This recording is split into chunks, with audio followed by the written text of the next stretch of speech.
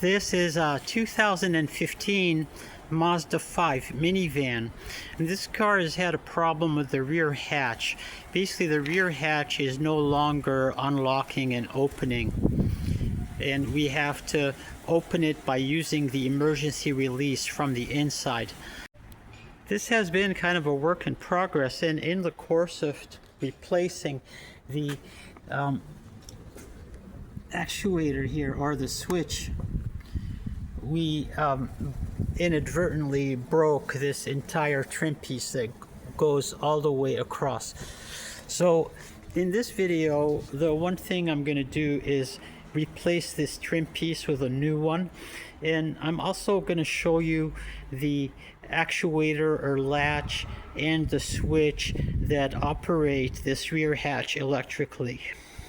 I'm inside the van, and I'm going to show you how you open the rear hatch if it gets stuck like it did on this one. So we've already removed the trim piece that covers the hatch, and if you had the trim piece on, there would be a little cover right here, plastic cover that you pop off. You reach in with this screwdriver, you grab it through its eye right here, you pull on it, and there, we've unlocked the van.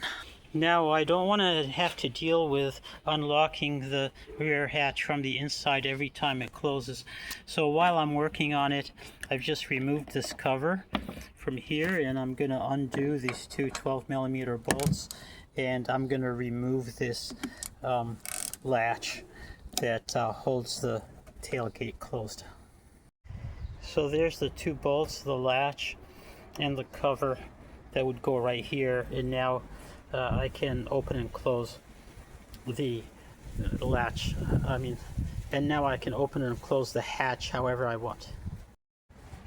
Now, looking upward, here is the switch that opens the rear hatch, and the only way that you can remove it is to undo these nuts that are on these studs, and then you have some plastic pop retainers that you need to pop out, and then the entire trim piece has to come off the length or the entire width of the hatch so that you can replace this switch. Here is what the old switch looks like, and here, in case you need to get one for your van, is the part number, and I will include this in the video description. So this is the actuator that was also suspect, and this is a lot easier to replace. It's very easy to reach and remove, and it comes right off. So this is the old actuator, and this is the part number in case that you need to get one for your van, and I will include this part number in the description also. This is the new trim piece, and it came beautifully packaged.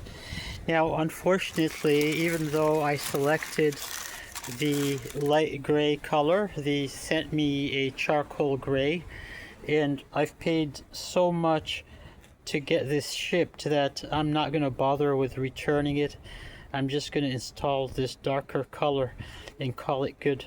So to remove this trim piece, obviously you have to remove these two nuts, and then there would have been studs coming out of all these holes here with nuts, and they all broke off when we removed the trim piece previously.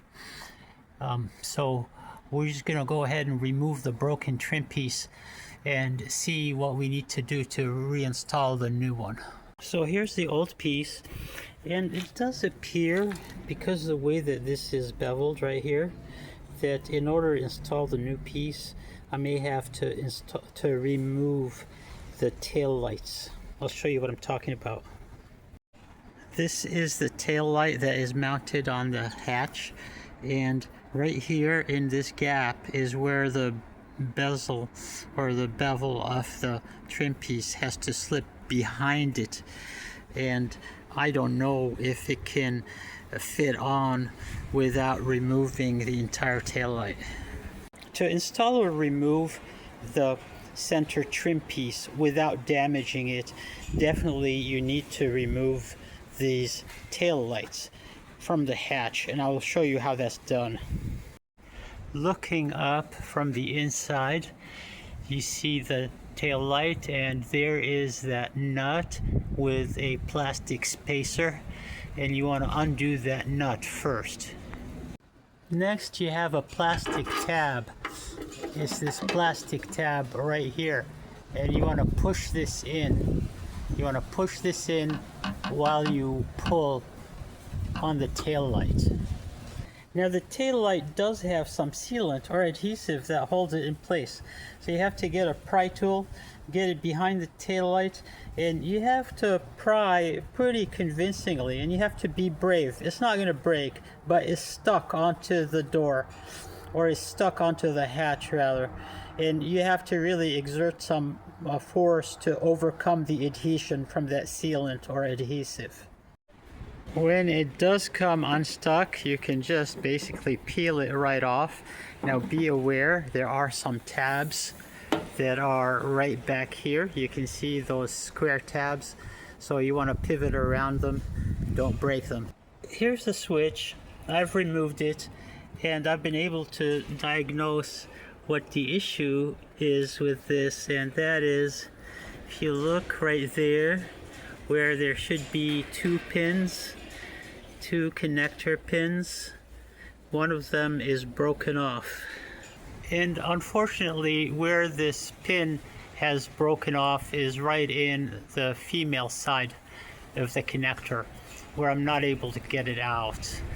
And besides the pin being broken off, this entire connector is corroded.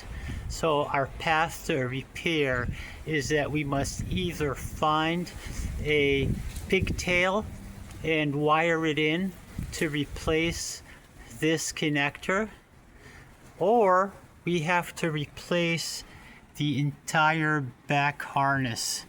And here is the part number for this harness upside down, and I will include it in the video description in case you need a harness for your car.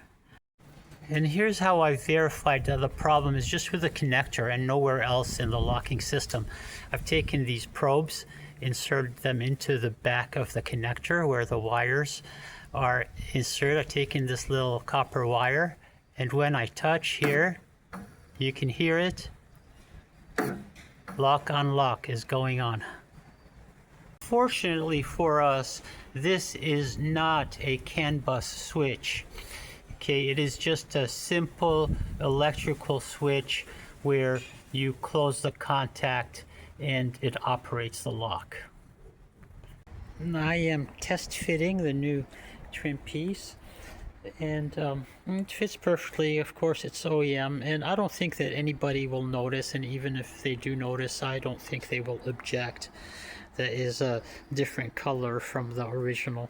And we're gonna leave it right here because we've completed everything that you need to see and that we need to do, which is we have removed the broken piece of trim. We've shown you how to remove the tail lights.